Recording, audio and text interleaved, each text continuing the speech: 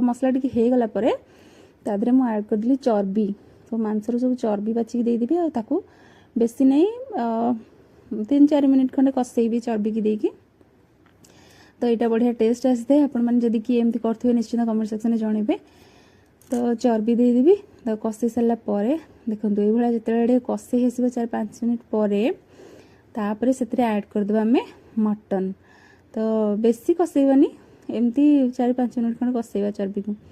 तो ये आम ऐड करदे पूरा मटन आ सब मटन पकेबा आलू पकेबेनी तो मटन को देकी ताकू भी भल किना कसेबा आउ ये ऐड करदे स्वाद अनुसार लुण पकईकी मटन को कसेबा